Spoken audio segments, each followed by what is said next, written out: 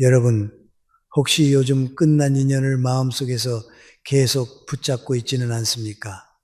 사람은 떠났는데 내 마음은 아직 그 사람을 따라가고 있는 상태 말입니다.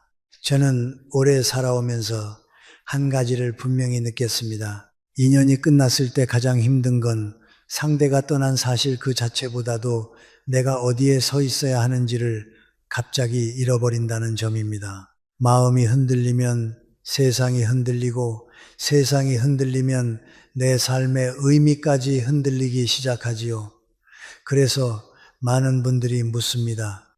교수님, 다시 붙잡아야 할까요? 돌아오게 해야 하지 않을까요? 그런데 저는 그 질문을 들을 때마다 먼저 다른 질문을 드리고 싶습니다. 붙잡으면 정말 편안해집니까? 대개는 그렇지 않습니다. 붙잡는 순간 우리는 관계를 사랑이 아니라 증명으로 바꿉니다. 내가 얼마나 진심인지, 내가 얼마나 노력하는지, 내가 얼마나 참아줄 수 있는지, 그런 식으로 관계를 유지하려고 하다 보면 결국 상대가 아니라 내 존엄이 무너집니다. 관계는 서로의 삶을 더 넓혀주는 것이어야 하는데 집착이 시작되면 관계는 나를 가두는 감옥이 되지요. 저는 젊은 시절에도 그런 장면을 많이 보았습니다. 헤어진 뒤에 더 잘해주겠다고, 더 낮아지겠다고, 더 맞추겠다고 매달리는 사람들 말입니다. 그런데 참 아이러니하게도 그렇게 매달릴수록 관계는 더 멀어집니다. 이유는 단순합니다. 사람이 떠난 이유가 내가 부족해서만이 아니기 때문입니다. 흐름이 달라졌고, 방향이 달라졌고, 삶의 속도가 달라졌을 뿐입니다. 그걸 억지로 한 방향으로 끌어당기려 하면 둘 다 다칩니다. 여러분, 우리는 관계를 내 의지로만 조정할 수 있다고 믿는 경향이 있습니다. 물론 인간관계에는 노력과 책임이 필요합니다. 하지만 그 노력은 서로가 같은 쪽을 바라볼 때 의미가 있습니다.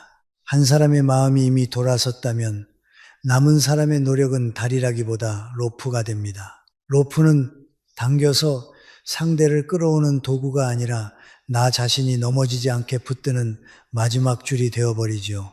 그렇게 되면 관계의 중심이 함께가 아니라 불안이 됩니다.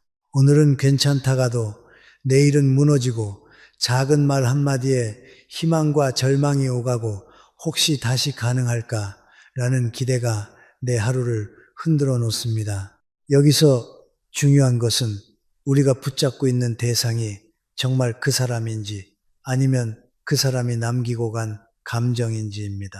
많은 분들이 사랑하는 사람을 잃어서 괴롭다고 말하지만 조금 더 깊이 들여다보면 그 사람과 함께 했을 때 느꼈던 안정감, 인정받던 느낌, 내가 필요하다는 감각 또는 익숙함 같은 것들을 잃어서 흔들리는 경우가 많습니다. 사람 자체를 그리워한다기보다 그 사람과 함께 있던 나의 모습을 그리워하는 것이지요. 그러니 집착은 사실 상대에게 향하는 것 같지만 결국 내 안에 허전함을 붙잡고 있는 경우가 많습니다. 허전함은 사람으로 메우면 잠깐은 덜하지만 다시 더 커져서 돌아옵니다. 왜냐하면 그 허전함의 뿌리는 상대가 아니라 내 삶의 기반이 흔들렸다는 데 있기 때문입니다. 저는 놓아라 라는 말을 쉽게 하지 않겠습니다. 그 말은 너무 간단하지만 삶은 그렇게 간단하지 않습니다. 다만 저는 분명히 말씀드리고 싶습니다. 끝난 인연을 붙잡는 일이 우리에게 주는 것은 대부분 평안이 아니라 소모입니다. 마음이 소모되고 자존감이 소모되고 시간과 집중력이 소모됩니다. 그리고 무엇보다도 현재가 소모됩니다. 과거의 장면을 되돌리려는 마음이 현재의 사람, 현재의 일, 현재의 내 몸과 마음을 돌보는 일을 밀어내기 때문입니다. 그래서 결국 남는 것은 후회입니다. 그때 왜 그렇게 매달렸을까? 혹은 그때 내 삶을 왜 멈춰버렸을까? 저는 이런 후회를 정말 많이 보아왔습니다. 그렇다면 우리는 무엇을 해야 할까요? 오늘 번일에서는 우선 이것만 붙잡으면 좋겠습니다. 인연이 끝났다는 사실은 내 가치가 끝났다는 뜻이 아닙니다. 누군가 떠났다는 사실은 내가 사랑받을 자격이 없다는 증거가 아닙니다. 관계는 늘 변화하고 사람은 늘 흐르고 삶은 늘 새 국면으로 넘어갑니다.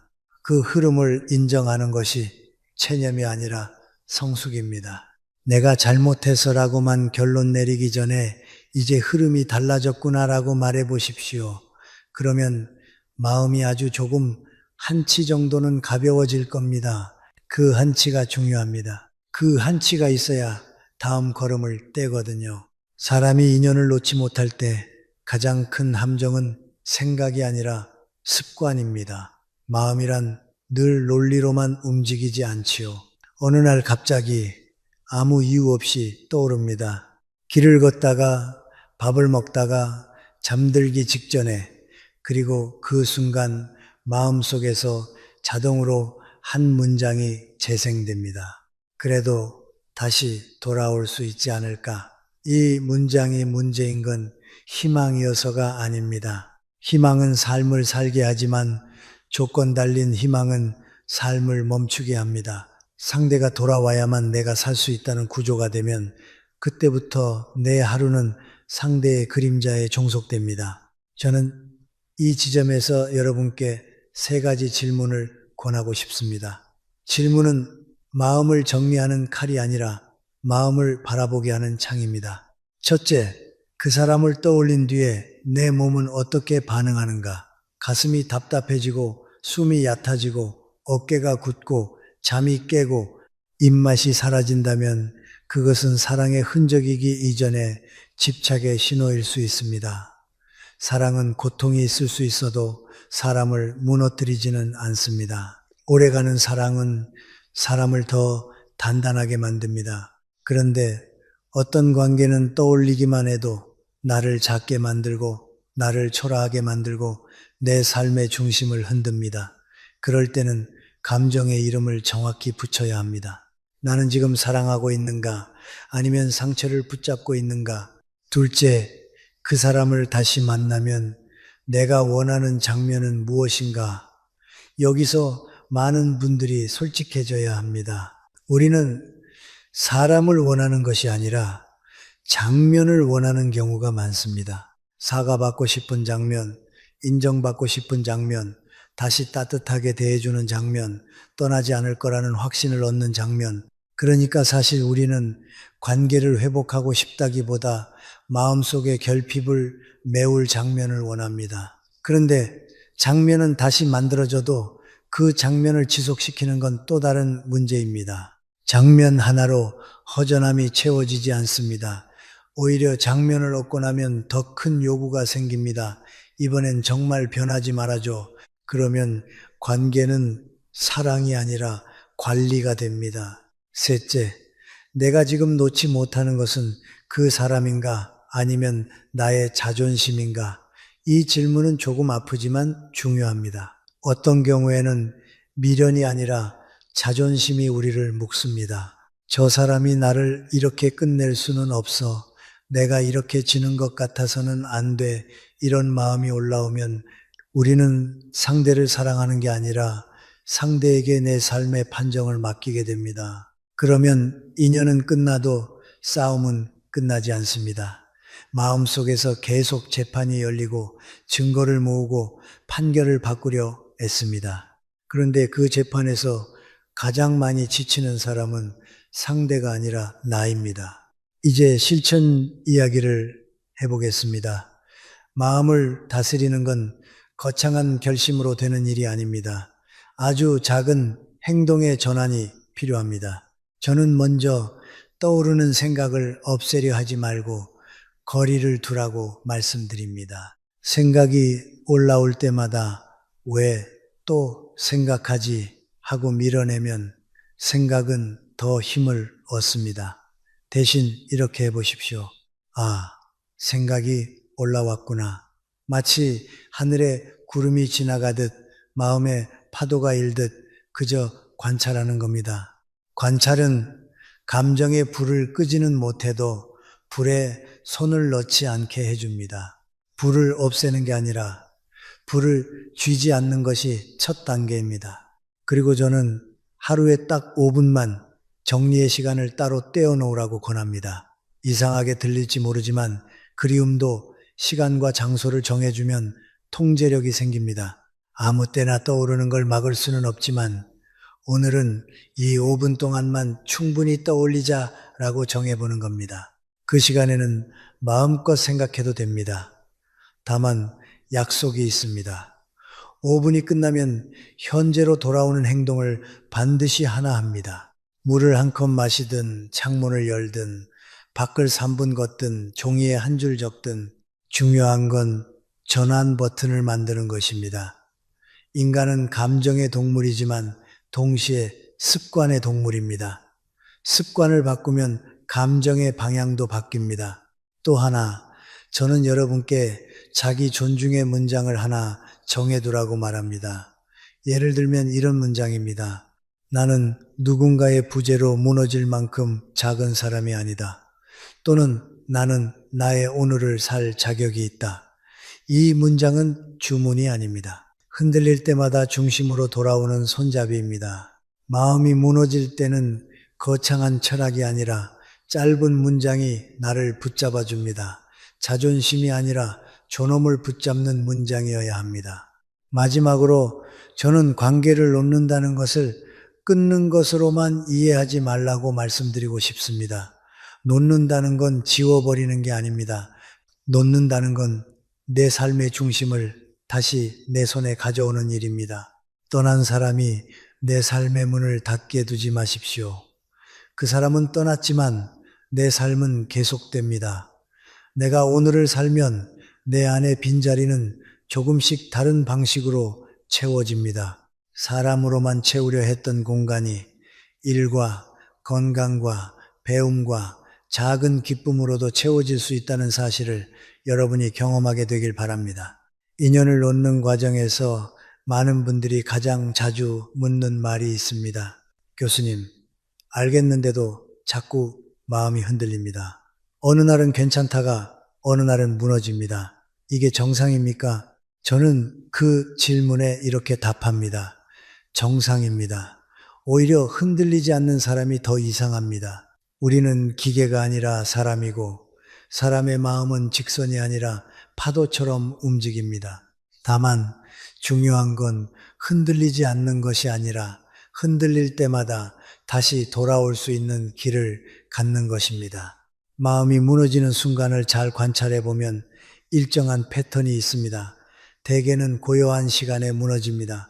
밤, 새벽, 혼자 있는 식탁, 비가 오는 오후, 명절이나 기념일 같은 빈틈, 그때 마음은 과거로 돌아가서 장면을 꺼내고 장면은 감정을 불러오고 감정은 다시 생각을 낳습니다. 그리고 우리는 그 생각을 사실로 착각합니다. 나는 버림받았어. 나는 결국 혼자야. 나는 다시는 이런 인연을 못 만나. 이런 문장들이 머릿속에서 사실처럼 굳어지면 그때부터 고통은 감정이 아니라 신념이 됩니다. 신념이 되면 더 무섭습니다. 삶 전체를 바꿔버리니까요. 그래서 저는 여러분께 감정과 사실을 분리하는 연습을 권합니다. 감정은 진짜입니다. 슬프면 슬픈 게 맞습니다. 그리우면 그리운 게 맞습니다. 그러나 감정이 곧 사실은 아닙니다. 슬프다고 해서 인생이 끝난 건 아니고 그립다고 해서 그 사람이 반드시 돌아와야 하는 것도 아닙니다. 우리가 해야 할 일은 감정을 부정하는 게 아니라 감정 위에 사실을 다시 세우는 겁니다. 예를 들어 이렇게 말해 보세요. 지금 나는 슬프다. 하지만 슬픔이 나의 전부는 아니다. 지금 나는 그립다. 하지만 그리움이 나의 미래를 결정하지는 않는다. 짧지만 힘이 있습니다. 마음을 달래는 말은 부드러워야 하지만 동시에 방향을 가져야 합니다. 방향 없는 위로는 잠깐 달콤하지만 오래 남지 않습니다. 그리고 한 가지 더. 우리는 떠난 사람을 놓지 못한다고 말하지만 실은 떠난 사람을 놓지 못하는 게 아니라 나를 잃어버린 상태를 놓지 못하는 경우가 많습니다. 그 사람과 함께 있을 때 내가 더 좋았고, 더 안정적이었고, 더 가치 있어 보였다는 착각이 생깁니다. 그래서 지금의 나는 초라해 보이고, 과거의 나는 찬란해 보입니다. 이때 필요한 건 상대를 붙잡는 일이 아니라 현재의 나를 다시 세우는 일입니다. 현재의 나를 세우지 못하면 과거는 계속 빛나 보이고 우리는 그 빛을 쫓아가다 지칩니다. 저는 구체적으로 하루의 기둥을 하나씩 세우라고 말씀드립니다. 아주 현실적인 방법입니다. 첫째, 몸의 기둥입니다. 잠이 무너지면 마음이 먼저 무너집니다. 수면은 단순한 휴식이 아니라 마음의 바닥공사입니다. 매일 같은 시간에 눕고 같은 시간에 일어나려고 애써 보십시오. 둘째, 관계의 기둥입니다. 떠난 사람 하나 때문에 모든 관계가 끝난 것처럼 느끼지 마십시오. 한 사람은 떠났지만 세상은 아직 열려 있습니다. 하루에 한 번이라도 짧게 안부를 주고받는 관계를 유지해 보세요. 셋째, 의미의 기둥입니다. 의미는 거창한 사명이 아닙니다. 오늘은 내 방을 정리한다. 오늘은 산책 20분을 한다. 오늘은 책 5쪽을 읽는다. 이런 작은 약속이 의미의 뼈대를 만듭니다. 사람은 약속을 지킬 때 자기 자신을 존중하게 됩니다. 자기를 존중할 때 남의 부재가 내 존재를 흔들지 못합니다. 또 하나 중요한 것은 마음속에서 미련이 올라올 때 그것을 곧바로 행동으로 옮기지 않는 겁니다. 메시지를 보내고 싶어지고 SNS를 보고 싶어지고 소식을 캐고 싶어지고 어떤 계기를 만들어 연락하고 싶어집니다. 그 행동이 나쁘다기보다 그 행동은 대부분 내 불안을 잠깐 진정시키기 위한 응급처치입니다. 응급처치는 필요할 때가 있지만 그것만 반복하면 상처는 낫지 않습니다. 저는 그럴 때 24시간 규칙을 권합니다. 연락하고 싶어질 때 딱 하루만 미루는 겁니다. 하루를 미루는 동안 마음이 달라지는지 보십시오. 대개는 마음이 조금 가라앉습니다. 가라앉은 뒤에 다시 생각해도 그래도 해야겠다면 그때 결정해도 늦지 않습니다. 중요한 건 감정의 최고조에서 결정을 내리지 않는 것입니다. 인생의 큰 선택은 가장 뜨거울 때가 아니라 조금 식었을 때 해야 합니다. 여러분, 놓는다는 것은 포기와 다릅니다. 포기는 삶을 내려놓는 것이고 놓음은 집착을 내려놓는 것입니다. 놓음은 내 삶을 다시 앞으로 움직이게 하는 힘입니다. 떠난 사람을 붙잡고 있으면 내 시간이 멈춥니다. 그러나 내가 내 삶을 붙잡으면 시간은 다시 흐릅니다. 시간은 흐르는 동안 상처를 둥글게 만들고 기억을 부드럽게 만들고 결국은 내 마음이 다시 숨을 쉬게 해줍니다. 지금은 믿기 어려울지 몰라도 사람의 마음은 회복하는 능력이 있습니다. 다만 그 회복은 그 사람이 돌아올 때가 아니라 내가 나에게 돌아올 때 시작됩니다. 인연이 끝난 뒤에 마음이 가장 자주 빠지는 함정은 해석입니다. 사실은 단순한데 해석이 복잡해지지요. 상대가 떠났다는 사실 하나에 우리는 수십 가지 의미를 붙입니다. 내가 부족해서 떠났어. 나는 사랑받을 자격이 없어. 내 인생은 항상 이렇게 끝나. 그리고 그 해석을 다시 증명하려고 과거를 뒤집니다. 메시지 하나, 표정 하나, 말투 하나를 다시 꺼내어 재판을 열지요. 그런데 여러분, 마음속 재판은 판결이 나도 끝나지 않습니다. 왜냐하면 그 재판의 목적이 진실이 아니라 불안을 달래는 것이기 때문입니다. 불안이 사라지지 않으면 재판은 계속 열립니다. 그래서 저는 이 단계에서 해석을 멈추는 훈련이 필요하다고 봅니다. 해석을 멈춘다는 게 무슨 뜻입니까? 생각을 멈추라는 말이 아닙니다. 생각은 자연스럽게 일어납니다. 다만 해석을 확정하지 말라는 겁니다. 마음이 약해졌을 때 우리는 가장 비관적인 해석을 가장 사실처럼 믿습니다. 심리학에서도 사람이 스트레스를 받으면 선택적으로 부정적 정보에 주목하고 미래를 더 어둡게 예측하는 경향이 커진다고 하지요. 그러니 지금 떠오르는 결론이 있다면 그 결론을 최종 판결로 받아들이지 마십시오. 그냥 임시 생각으로 두는 겁니다. 지금 내 마음은 이렇게 해석하고 있구나. 이 한 단계만 둬도 마음의 폭풍이 훨씬 줄어듭니다. 그리고 여기서 또 하나 중요한 구분이 있습니다. 관계를 놓는다와 사람을 버린다는 것은 다릅니다. 놓는다는 건 미워하거나 무시하는 게 아닙니다. 놓는다는 건 내 삶의 우선순위에서 그 사람을 내려놓는 것입니다. 관계가 끝났다면 그 사람은 더 이상 내 삶의 중심이 될 수 없습니다. 중심에 놓아두면 삶 전체가 흔들립니다. 그런데 많은 분들이 끝난 인연을 중심에 그대로 둔 채로 나머지 삶을 그 주변에 배치하려 합니다. 그러니 삶이 불안정해지는 겁니다. 중심은 언제나 내가 되어야 합니다. 내가 중심을 잡아야 다른 것들이 자리를 잡습니다. 저는 여러분께 정리라는 단어를 권하고 싶습니다. 마음의 정리입니다. 정리는 억지로 감정을 없애는 것이 아니라 감정이 머무는 자리를 정해주는 일입니다. 집이 어지러우면 물건이 문제인 것 같지만 사실은 물건이 제자리를 잃은 상태입니다. 마음도 같습니다. 그리움이 문제라기보다 그리움이 내 하루 전체를 차지하게 되는 것이 문제이지요. 그러니 그리움에게도 자리를 주십시오. 다만 그 자리는 하루의 전부가 아니라 하루의 일부여야 합니다. 이를 위해 제가 자주 권하는 방법이 하나 있습니다. 기록입니다. 기록은 감정을 가두는 게 아니라 감정을 밖으로 꺼내놓는 일입니다. 마음속에만 있으면 감정은 덩어리가 되어 커집니다. 글로 꺼내면 감정은 문장으로 쪼개집니다. 덩어리보다 문장이 다루기 쉽습니다. 오늘 밤 종이에 이렇게 적어 보십시오. 첫째, 내가 붙잡고 싶은 것은 무엇인가? 둘째, 그것이 내 삶에 어떤 대가를 요구하는가? 셋째, 내가 지키고 싶은 나의 가치와 품위는 무엇인가? 이 세 가지를 적다 보면 여러분은 자연스럽게 보게 됩니다. 내가 상대를 사랑한다기보다 내 공허를 상대에게 맡기고 있었구나. 내가 관계를 지키려 했다기보다 내 불안을 잠재우려 했구나.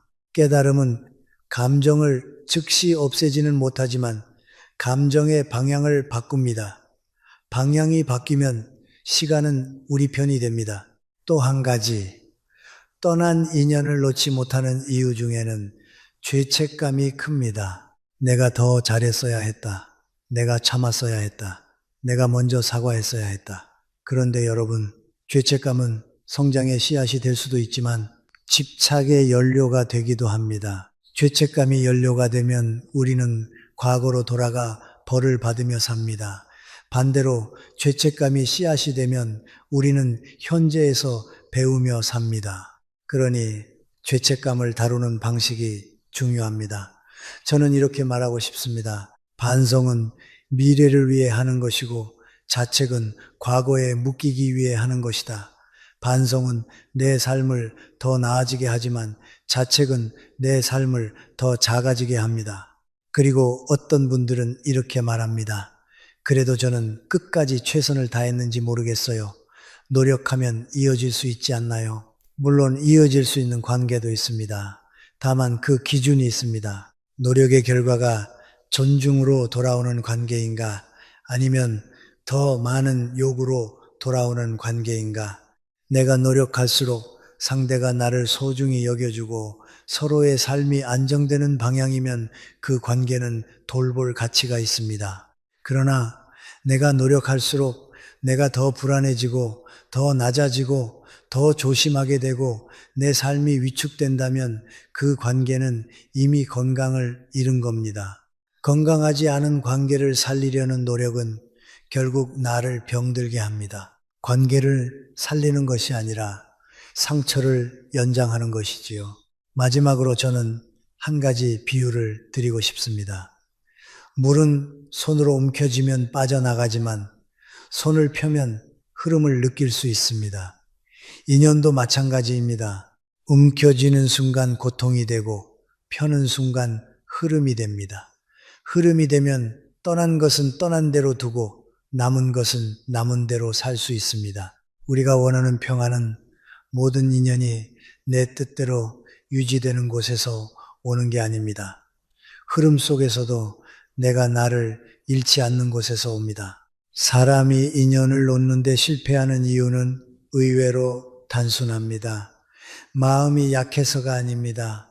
방법이 없어서도 아닙니다. 대부분은 놓는다고 말하면서도 마음 한구석에서는 여전히 돌아오기를 기다리기 때문입니다. 겉으로는 정리하는 척하지만 속으로는 문을 반쯤 열어두는 상태이지요. 문을 반쯤 열어두면 바람이 계속 들어옵니다. 바람이 들어오면 마음은 계속 흔들립니다. 그래서 저는 이 단계에서 가장 먼저 기대의 문을 닫는 연습을 해야 한다고 봅니다. 이 말이 차갑게 들릴 수 있지만 오히려 이것이 마음을 살리는 길입니다. 기대의 문을 닫는다는 건 희망을 버리라는 뜻이 아닙니다. 희망은 삶을 견디게 하지만 상대에게 묶인 희망은 삶을 망가뜨립니다. 우리는 종종 기대를 사랑으로 착각합니다. 나는 아직도 그 사람을 사랑하니까 기다리는 거야. 그런데 사랑은 상대를 구속하지 않습니다. 오히려 상대를 자유롭게 놓아두는 쪽에 가깝습니다. 기다림이 오래될수록 내 마음이 초라해지고 내 삶이 멈춘다면 그건 사랑이 아니라 의존입니다. 의존은 결국 나를 약하게 만들고 약해진 나는 더 매달리게 되지요.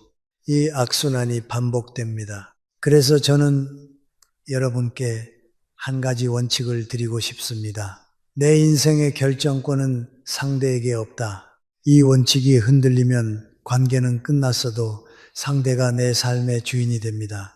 상대가 내 행복의 스위치를 쥐고 있고 내 평안은 상대의 마음에 달려있게 되죠. 그러면 인간은 아주 불안해집니다. 불안한 사람은 과거로 도망갑니다. 과거로 도망가면 기억이 아름답게 포장됩니다. 아름답게 포장되면 현재가 더 초라해집니다. 현재가 초라해지면 다시 상대를 찾게 됩니다. 이것이 우리가 자꾸 같은 자리로 돌아오는 이유입니다. 이제 실제로 마음의 문을 닫는 방법을 말해 보겠습니다. 저는 연락을 끊으라 같은 극단적인 처방을 먼저 말하고 싶지는 않습니다. 사람마다 상황이 다르지요. 다만 꼭 필요한 것이 있습니다. 자극의 차단입니다. 마음은 생각으로만 흔들리지 않습니다. 눈과 귀로 흔들립니다. 사진 한 장, 짧은 글, 친구의 한마디, 우연히 들은 소식이 마음을 다시 폭발시킵니다. 그러니 최소한의 위생을 지켜야 합니다. 내가 상처 입은 부위를 계속 만지면 낫지 않습니다. 마음도 같습니다. 지금은 그 부위를 보호해야 합니다. 보기 싫으면 보지 마십시오. 듣기 싫으면 듣지 마십시오. 이것은 도망이 아니라 치료입니다. 그리고 저는 공백을 채우는 방식을 바꾸라고 권합니다. 떠난 사람의 자리는 자연스럽게 비어 있습니다. 문제는 우리가 그 빈자리를 그 사람으로만 채우려 한다는 것입니다. 그래서 다시 연락하고 싶고, 다시 확인하고 싶고, 다시 연결되고 싶어집니다. 하지만 빈자리를 채우는 재료는 사람만 있는 게 아닙니다. 가장 먼저는 리듬입니다. 하루의 리듬이 살아나면 마음이 안정됩니다. 아침에 일어나 물을 마시고 몸을 움직이고 햇빛을 보고 일정한 시간에 밥을 먹고 일정한 시간에 잠드는 것. 이런 기본적인 리듬이 무너지면 감정은 쉽게 과열됩니다. 저는 많은 분들에게 감정의 문제를 묻기 전에 먼저 생활을 묻습니다. 요즘 잠은 어떠세요? 밥은 드세요? 몸은 움직이세요? 몸이 흔들리면 마음은 더 크게 흔들립니다. 그러니 리듬을 회복해야 합니다. 다음은 관계의 분산입니다. 한 사람에게 모든 정서가 몰리면 그 한 사람이 떠났을 때 세계가 무너집니다. 그래서 우리는 관계를 분산시켜야 합니다. 이것은 계산이 아니라 건강입니다. 가족, 친구, 동료, 이웃 혹은 모임 꼭 많은 사람이 필요하지 않습니다. 단 한 사람이라도 내 하루를 그 사람만으로 채우지 않게 해주는 관계가 있으면 됩니다. 그리고 그 관계는 반드시 깊은 이야기만 나누는 관계일 필요도 없습니다. 가볍게 안부를 묻고 날씨를 말하고 밥 이야기를 하는 것만으로도 마음은 현실에 닿습니다. 사람은 현실에 닿을 때 안정됩니다. 그 다음은 자기 존중의 복원입니다. 인연이 끝나면 사람들은 자주 스스로를 깎아내립니다. 내가 별로라서 떠났나? 내가 더 잘했으면 달랐을까? 그런데 여러분, 관계는 두 사람이 만드는 것이지 한 사람이 혼자 책임질 수 있는 게 아닙니다. 내가 부족한 부분이 있다면 고치면 됩니다. 그것은 성장입니다. 그러나 내가 내 가치를 부정하기 시작하면 그것은 파괴입니다. 성장과 파괴는 다릅니다. 저는 여러분께 성장의 언어로 말하길 권합니다. 나는 이번 관계에서 배울 것이 있었다. 나는 다음 관계에서 더 성숙하게 사랑할 수 있다. 이렇게 말하면 과거가 상처로만 남지 않고 경험으로 남습니다. 경험이 되면 마음은 조금씩 자유로워집니다. 또 하나 중요한 것이 있습니다. 미화를 멈추는 겁니다. 떠난 인연은 시간이 지나면 종종 더 아름다워 보입니다. 좋았던 장면만 떠오르고 힘들었던 장면은 흐려집니다.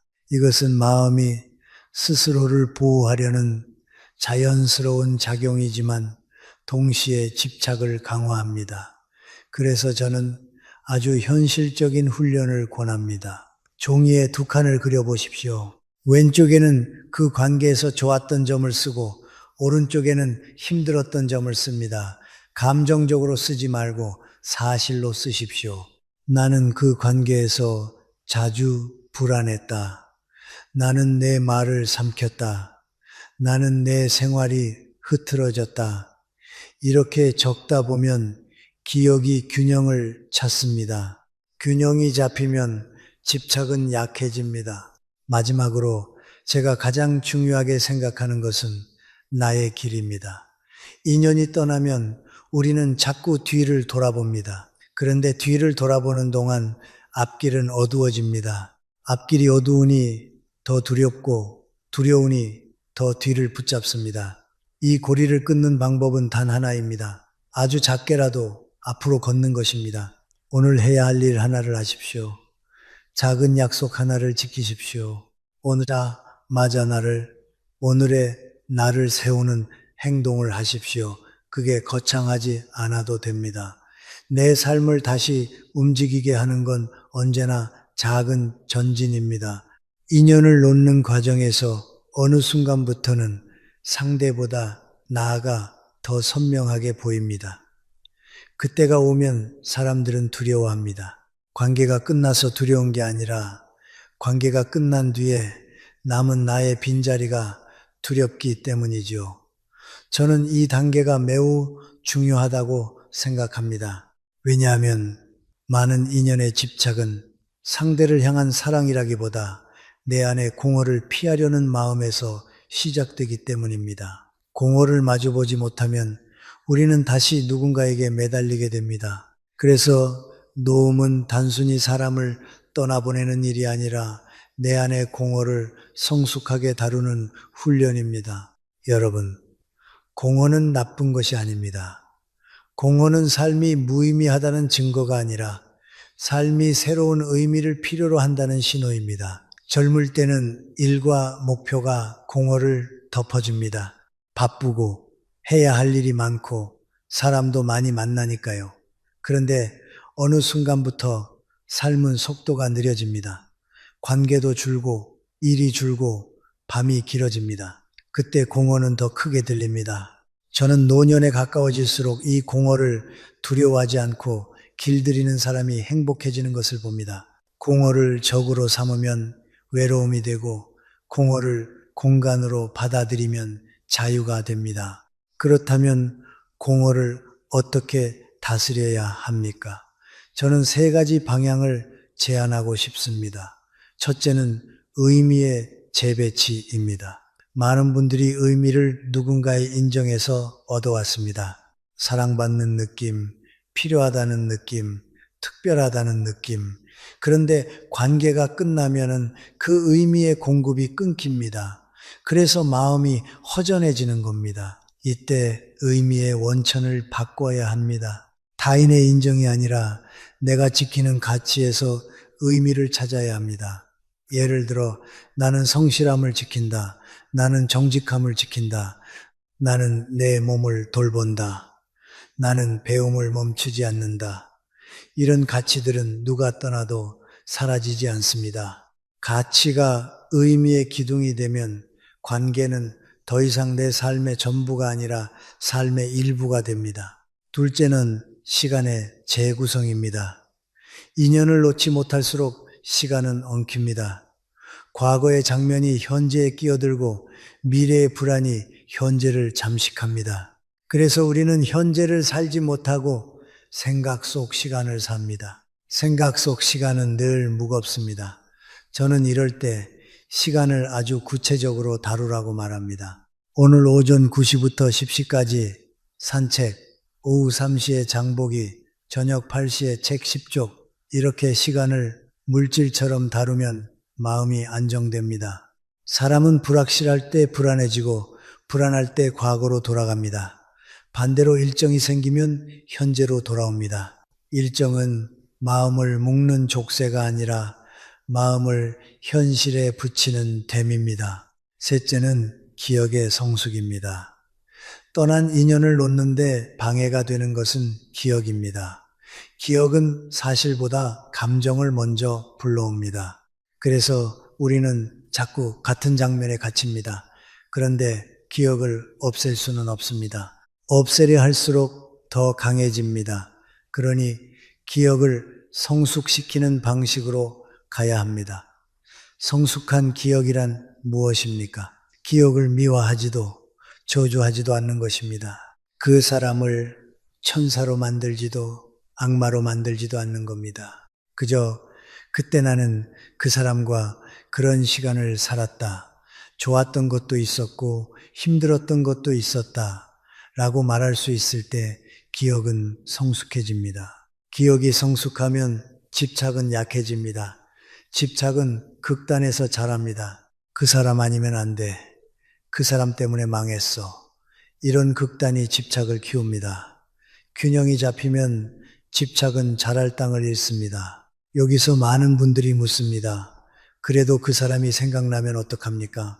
생각나는 건 자연스럽습니다. 중요한 건 생각이 내 행동을 지배하지 않게 하는 것입니다. 저는 이럴 때 간단한 규칙을 하나 권합니다. 떠오르면 현재를 하나 잡는다. 예를 들어 그 사람이 생각나는 순간 내 손에 닿는 것을 느껴보십시오. 컵의 차가움, 옷의 촉감, 의자의 단단함, 또는 내 발바닥이 땅을 딛는 감각. 이건 심리적으로도 효과가 있습니다. 감정이 과열될 때 몸의 감각으로 돌아오면 생각의 폭주가 줄어듭니다. 마음은 멀리 달아나려 하지만 몸은 늘 현재에 있습니다. 몸으로 돌아오는 것이 곧 현재로 돌아오는 길입니다. 또 하나, 저는 감사를 이야기하고 싶습니다. 감사는 아름다운 말이지만 이 시기에는 오히려 어렵습니다. 그러나 감사는 상대를 미워하는 일이 아니라 내 삶을 정리하는 방식입니다. 그 인연 덕분에 나는 무엇을 배웠는가? 그 관계를 통해 나는 어떤 사람이 되었는가?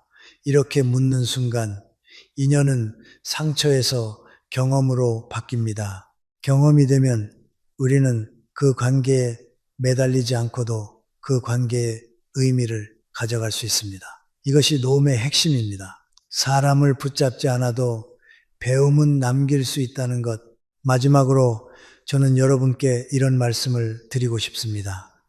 끝난 인연은 내 삶에서 퇴장했지만 내 삶 전체가 퇴장한 것은 아닙니다. 내가 내 삶을 다시 부르면 삶은 다시 대답합니다. 일이든 취미든 사람의 관계든 작은 기쁨이든 처음엔 어색하고 허전하겠지요. 그러나 허전함을 견디는 힘이 생기면 그 다음부터는 삶이 다시 채워집니다. 채움은 누군가가 채워주는 게 아니라 내가 살아가면서 자연스럽게 채워지는 것입니다. 그것이 성숙입니다. 인연이 끝난 뒤에도 마음이 쉽게 정리되지 않는 이유는 단지 그 사람이 소중해서만은 아닙니다.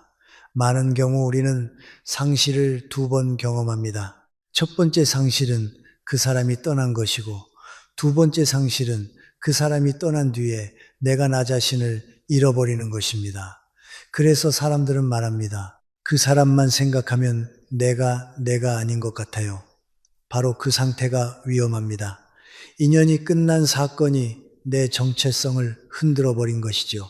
저는 이 단계에서 가장 중요한 과제가 나를 다시 찾는 것이라고 생각합니다. 관계를 되돌리는 것이 아니라 나의 중심을 되돌리는 것입니다. 여러분, 우리가 어떤 사람을 오래 사랑하고 오래 의지하면 그 사람은 내 삶의 구조 안으로 들어옵니다. 일정, 습관, 말투, 심지어 내 감정의 리듬까지 영향을 주지요. 그러다가 그 사람이 사라지면 구조가 무너집니다. 그러면 우리는 그 구조를 다시 세우기 위해 무의식적으로 그 사람을 호출합니다. 돌아와라. 그런데 그 호출은 사실 그 사람을 부르는 게 아니라 예전에 안정된 나를 부르는 것입니다. 그렇다면 답도 분명해집니다. 예전에 안정된 나를 되찾고 싶다면 그 사람을 되돌리는 게 아니라 나의 구조를 다시 만들어야 합니다. 저는 이 구조를 세 가지로 봅니다. 첫째는 생활 구조입니다. 둘째는 감정 구조입니다. 셋째는 의미 구조입니다. 이 세 가지 중 하나만 무너져도 마음은 불안해집니다. 그런데 인연이 끝나면 보통 세 가지가 동시에 흔들립니다. 잠이 깨지고 밥맛이 없어지고 생활이 흐트러집니다. 그러면 감정은 더 쉽게 흔들리고 의미는 더 쉽게 무너집니다. 그래서 저는 가장 쉬운 것부터 다시 세우라고 합니다. 가장 쉬운 것은 생활입니다. 생활을 잡아야 감정이 잡힙니다. 감정이 잡혀야 의미가 돌아옵니다. 생활 구조를 다시 세우는데 제가 권하는 것은 아주 단순합니다. 하루의 시작을 고정하는 것입니다. 아침에 눈을 뜬 뒤 딱 세 가지 행동을 정해 놓으십시오. 물 한 컵, 창문 열기, 5분 걷기, 이것만으로도 하루는 달라집니다. 사람은 시작이 흔들리면 하루 전체가 흔들립니다. 시작을 고정하면 하루가 정돈됩니다. 정돈된 하루가 반복되면 마음은 자연스럽게 안정됩니다. 이건 의지가 아니라 시스템입니다. 그 다음 감정 구조입니다. 감정이란 억누르면 더 튀어나옵니다. 그래서 감정을 없애려 하기보다 감정을 다룰 틀을 만들어야 합니다. 저는 이럴 때 감정을 두 종류로 나눠보라고 합니다. 하나는 그리움이고 다른 하나는 불안입니다. 그리움은 자연스러운 감정입니다. 소중한 사람을 떠올리는 마음은 인간다운 마음이지요. 문제는 불안입니다.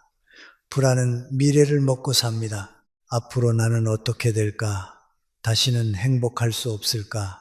나는 또 버려질까? 이 불안이 커지면 그리움은 그 사람을 추억하는 수준이 아니라 그 사람을 붙잡아야만 하는 강박이 됩니다. 그러니 그리움이 올라올 때마다 이렇게 질문해 보십시오. 지금 내 안에서 올라오는 건 그리움인가, 불안인가? 그리움이라면 인정하면 됩니다. 그래, 그립다. 인정하면 그리움은 잠잠해집니다. 하지만 불안이라면 불안을 다루는 방식이 필요합니다.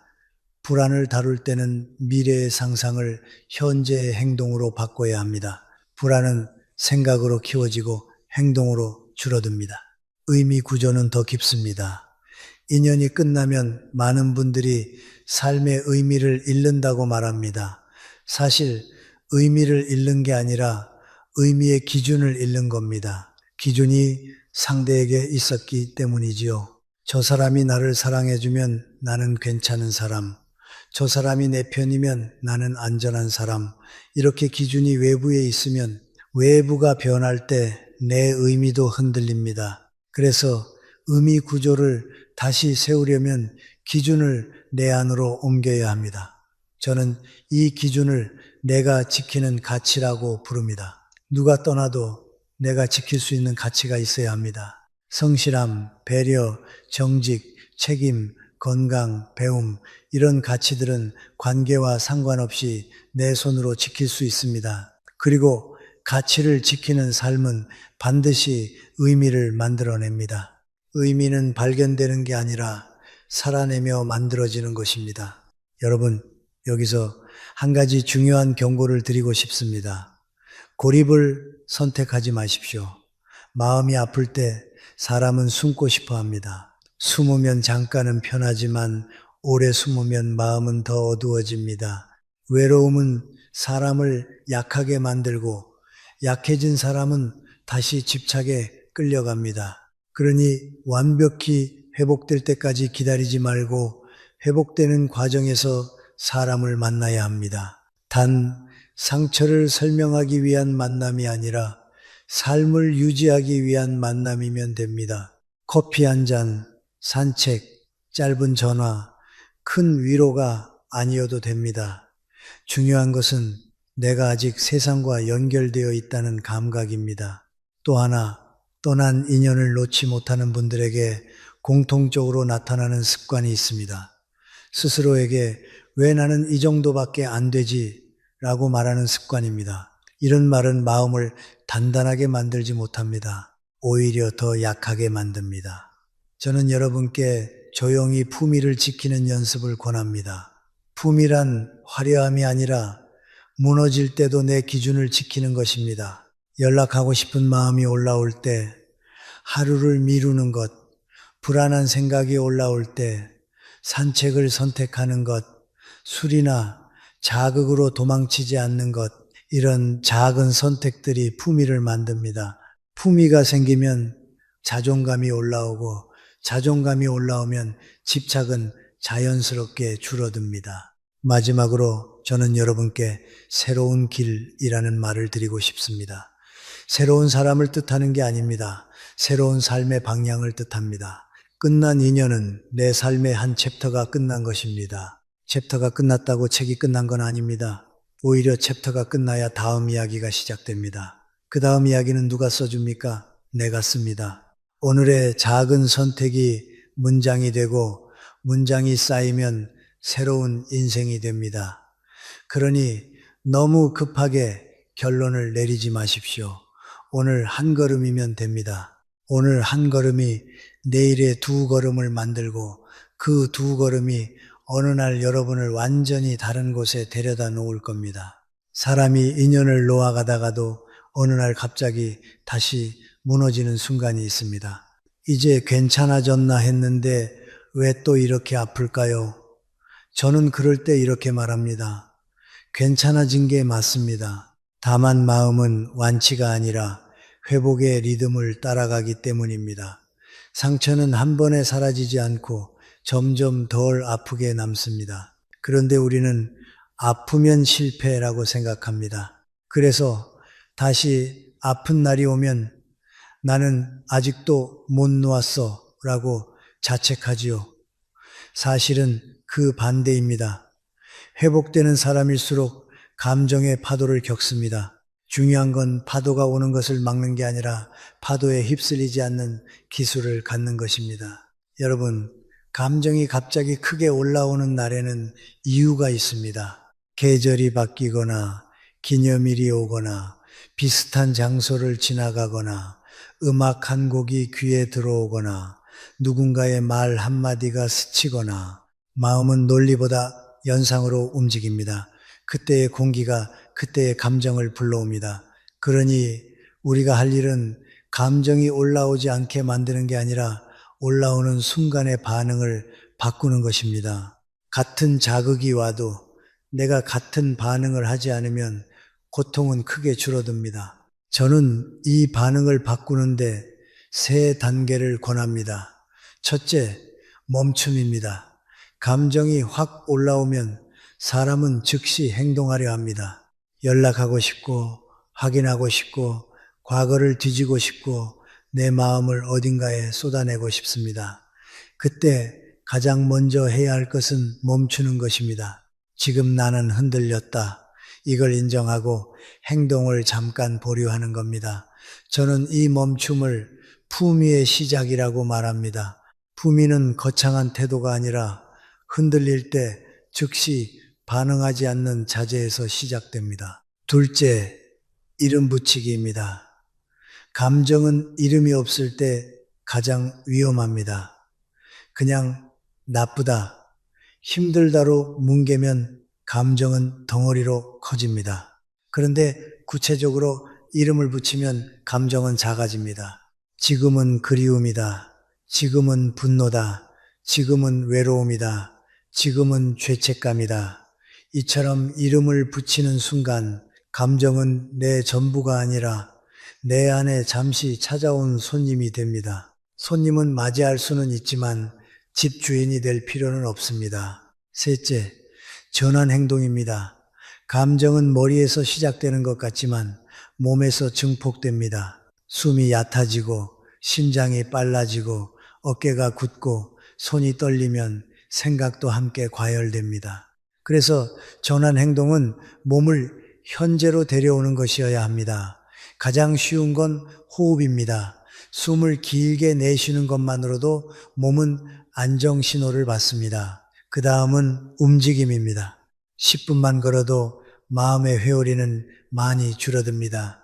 중요한 것은 생각을 이기려 하지 말고 몸으로 방향을 바꾸는 것입니다. 우리는 생각으로 생각을 이기려 할 때 더 지칩니다. 그러나 몸을 움직이면 생각은 자연스럽게 느슨해집니다. 여러분, 이런 기술을 갖추면 감정의 파도는 더 이상 두려운 것이 아니라 관리 가능한 것이 됩니다. 그런데 여기서 또 하나 중요한 일이 있습니다. 인연을 놓는 과정의 핵심은 단순히 아프지 않기가 아니라 성숙해지기입니다. 성숙이란 무엇입니까? 떠난 인연을 통해 내가 무엇을 배웠는지, 그리고 다음 삶에서 무엇을 바꾸고 싶은지 분명히 하는 것입니다. 우리가 배움을 뽑아내지 못하면 상처는 그냥 상처로 남습니다. 그러나 배움이 나오면 상처는 경험이 됩니다. 경험이 되면 그 관계는 내 삶을 망친 것이 아니라 내 삶을 단련한 것이 됩니다. 그래서 저는 여러분께 한 가지 조용한 작업을 권합니다. 내가 바꾸고 싶은 것 3가지를 적어 보십시오. 첫째, 내가 관계에서 자주 놓쳤던 나의 기준은 무엇인가? 둘째, 내가 다음 관계에서 꼭 지키고 싶은 경계는 무엇인가? 셋째, 내가 나 자신에게 더 잘해주고 싶은 습관은 무엇인가? 이런 질문에 답하는 순간 우리는 과거에 매달리는 사람이 아니라 미래를 준비하는 사람이 됩니다. 미래를 준비하는 사람은 과거에 묶이지 않습니다. 과거는 참고서가 되고 나는 앞으로 나아갑니다. 또 많은 분들이 용서를 이야기합니다. 용서를 해야 놓을 수 있다고 말하죠. 저는 용서가 필요할 때도 있다고 생각합니다. 하지만 용서를 상대에게 주는 선물로만 이해하면 어렵습니다. 용서는 내가 내 마음을 풀어주는 일입니다. 상대가 옳았다는 뜻이 아닙니다. 내가 더 이상 그 사건에 내 에너지를 빼앗기지 않겠다는 선언입니다. 그리고 그 선언이 서면 마음은 한결 가벼워집니다. 용서가 완벽히 되지 않아도 괜찮습니다. 다만 내가 내 삶을 되찾겠다는 방향만 분명하면 됩니다. 마지막으로 저는 여러분께 빈자리의 품격을 말하고 싶습니다. 빈자리는 슬픕니다. 그러나 빈자리가 생기면 그만큼 내 안에 새로운 것이 들어올 공간이 생깁니다. 그 공간이 반드시 새로운 사람일 필요는 없습니다. 새로운 취미, 새로운 공부, 새로운 생활 리듬, 새로운 목표. 인간은 늘 변화합니다. 변화가 두려워서 과거에 매달리면 삶은 좁아집니다. 반대로 변화를 받아들이면 삶은 다시 넓어집니다.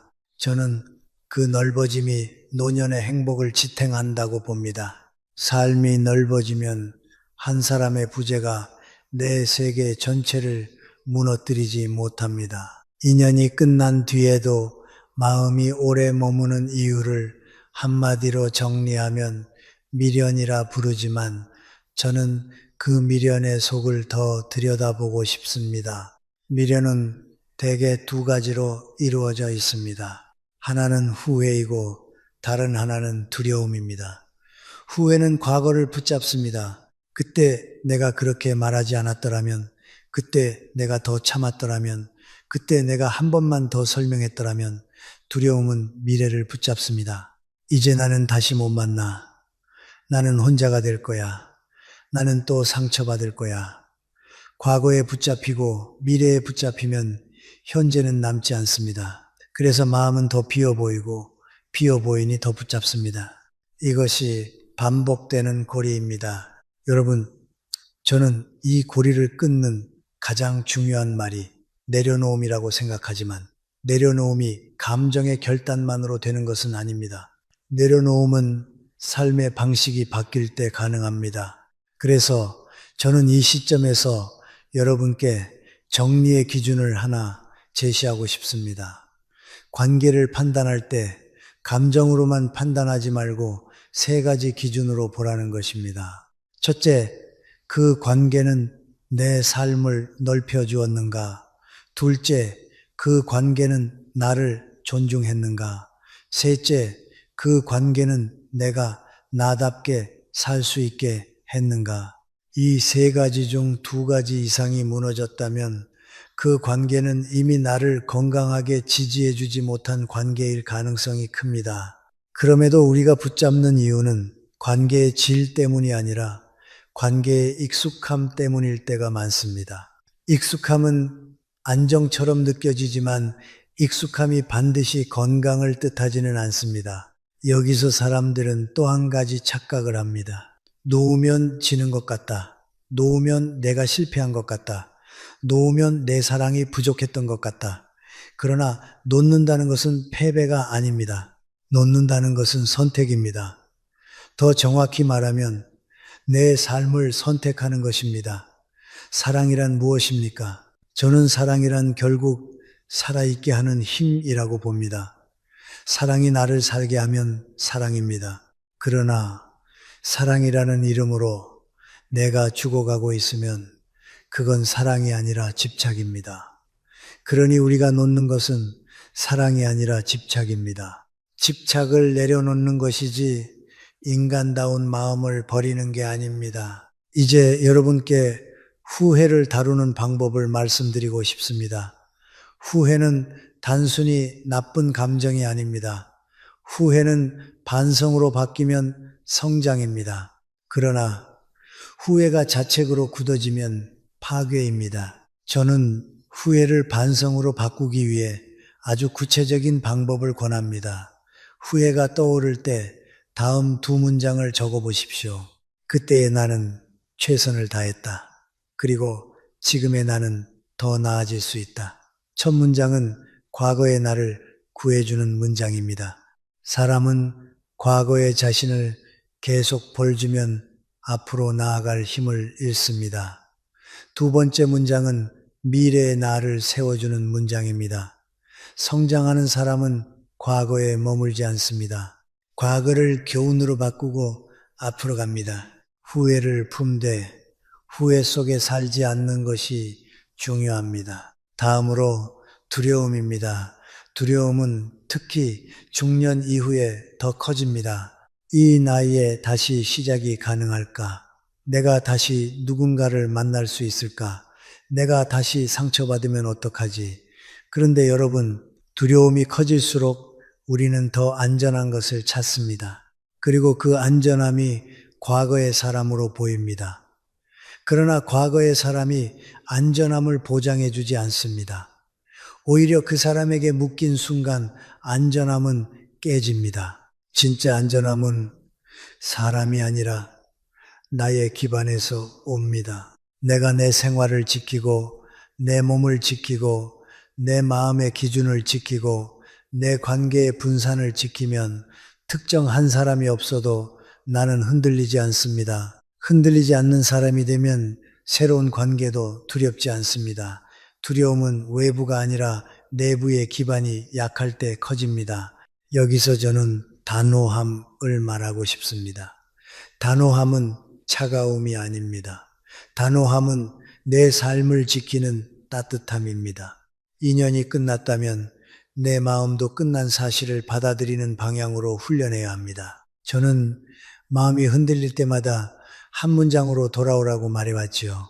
이번에는 조금 더 단단한 문장을 드리겠습니다. 나는 돌아오지 않는 문 앞에서 기다리지 않겠다. 이 말은 상대를 미워하는 말이 아닙니다. 내 시간을 존중하는 말입니다. 기다림으로 삶을 태우지 않겠다는 말입니다. 그리고 이 결심이 서는 순간 마음은 비로소 힘을 얻습니다. 신기하게도 사람은 누군가에게 매달릴 때 가장 약해지고 스스로를 선택할 때 가장 강해집니다. 또 하나, 인연을 놓는데 꼭 필요한 것은 나의 세계를 다시 넓히는 일입니다. 관계가 끝나면 세계가 좁아집니다. 그래서 생각이 같은 곳에서만 맴돕니다. 같은 길, 같은 방, 같은 침대, 같은 음악. 세계가 좁아지면 감정도 좁아집니다. 그러니 세계를 넓혀야 합니다. 아주 작은 변화면 됩니다. 산책 코스를 바꾸고, 의자를 바꾸고, 방의 배치를 바꾸고, 새로운 책을 펼치고, 새로운 사람과 짧게 인사를 나누고, 이런 작은 변화들이 내 마음에 나는 아직 살아있다는 신호를 줍니다. 살아있다는 신호가 늘어나면 집착은 줄어듭니다. 집착은 삶이 멈출 때 커집니다. 마지막으로 저는 여러분께 이별의 품격을 말하고 싶습니다. 품격은 상대에게 보여주기 위한 것이 아닙니다. 내가 나에게 보여주는 태도입니다. 나를 낮추지 않고, 나를 깎아먹지 않고, 나의 시간을 지키고, 나의 건강을 지키고, 나의 가치를 지키는 것. 이별은 인생의 실패가 아니라 인생의 한 과정입니다. 과정 속에서 우리가 지켜야 하는 건 결국 나 자신입니다. 나를 지키지 못하면 사랑도 남지 않습니다. 그러나 나를 지키면 사랑은 추억으로 남고 교훈으로 남고 결국 성숙으로 남습니다. 여러분, 인연이 끝난 뒤에 우리가 정말로 원하는 것은 그 사람이 돌아오는 것이 아니라 내 마음이 다시 평안해지는 것입니다. 그런데 많은 분들이 평안을 밖에서 찾습니다. 상대의 연락, 상대의 사과, 상대의 변화, 상대의 인정. 그러나 평안은 밖에서 오지 않습니다. 평안은 내 안에서 시작됩니다. 저는 오래 살아오며 이 사실을 수없이 확인했습니다. 내 마음의 주인이 내가 될 때 비로소 평안이 찾아옵니다.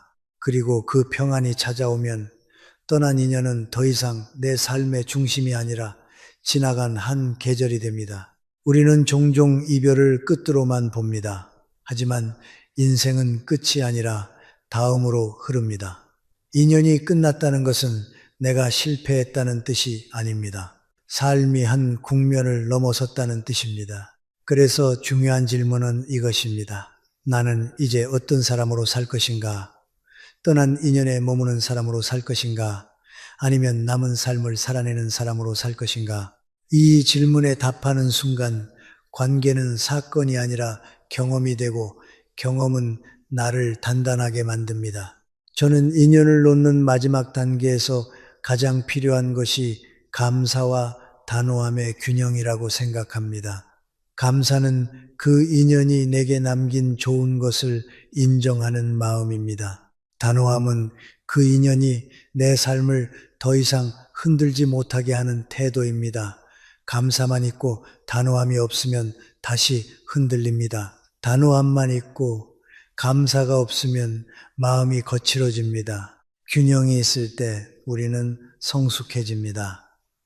예를 들어 이렇게 말할 수 있어야 합니다. 그 사람과의 시간은 내게 의미가 있었다. 그러나 그 인연은 여기까지다. 이 말이 가능해지면 마음은 더 이상 과거에 붙잡히지 않습니다. 그리고 여러분, 놓는다는 건 잊는 게 아닙니다. 잊으려 하면 더 붙잡힙니다. 기억은 지울 수 없고 지울 필요도 없습니다. 다만 기억을 내 삶의 중심에서 내 삶의 배경으로 옮기는 것입니다. 배경은 존재하지만 주인공은 아닙니다. 주인공은 언제나 현재의 나입니다. 우리가 해야 할 일은 주인공 자리를 되찾는 것입니다. 주인공 자리로 돌아오면 기억은 나를 괴롭히는 칼이 아니라 나를 성장시키는 경험이 됩니다. 저는 이 마지막 부분에서 여러분께 세 가지 약속을 제안하고 싶습니다. 첫째, 내 시간을 지키는 약속입니다. 더 이상 돌아오지 않는 문 앞에서 내 시간을 태우지 않겠다는 약속입니다.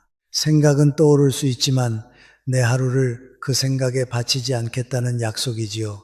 둘째, 내 건강을 지키는 약속입니다.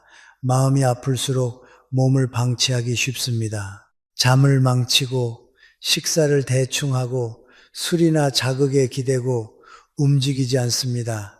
그러나 몸이 무너지면 마음은 더 크게 무너집니다. 그러니 몸을 지키는 것이 곧 마음을 지키는 일입니다. 셋째, 내 품위를 지키는 약속입니다. 나는 누군가의 부재 앞에서 나를 깎아내리지 않겠다. 나를 비참하게 만들지 않겠다. 품위는 상대에게 보이는 체면이 아니라 내가 나에게 주는 존중입니다. 이 세 가지 약속을 지키다 보면 신기한 일이 생깁니다. 어느 날부터 그 사람이 없어도 나는 살 수 있다가 아니라 그 사람이 없어도 나는 잘 살 수 있다가 됩니다. 차이가 큽니다. 살 수 있다는 것은 버티는 것이고 잘 살 수 있다는 것은 살아내는 것입니다. 이 지점에 오면 마음은 더 이상 매달리지 않습니다. 삶이 다시 움직이기 시작하니까요. 여러분, 혹시 아직도 마음속에 이런 생각이 있습니까? 그래도 언젠가 돌아오면 어떡하지? 돌아올 수도 있습니다. 그러나 그건 내가 붙잡아서가 아니라 그 사람의 삶이 그런 흐름으로 다시 흘러왔기 때문입니다. 중요한 것은 돌아오든 돌아오지 않든 내 삶이 멈추지 않는 것입니다. 내가 내 삶을 살고 있을 때 다시 만나는 인연은 건강해질 가능성이 있습니다. 반대로 내가 멈춰 있는 상태에서 다시 만나는 인연은 예전의 고리를 반복할 가능성이 큽니다. 그러니 무엇이든 내 삶을 먼저 세우는 것이 우선입니다.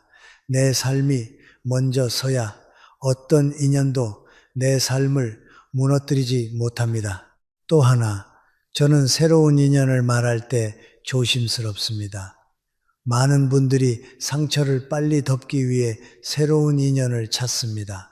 그러나 그건 새 인연을 위한 것이 아니라 상처를 피하기 위한 것입니다. 피한 상처는 다른 모습으로 돌아옵니다.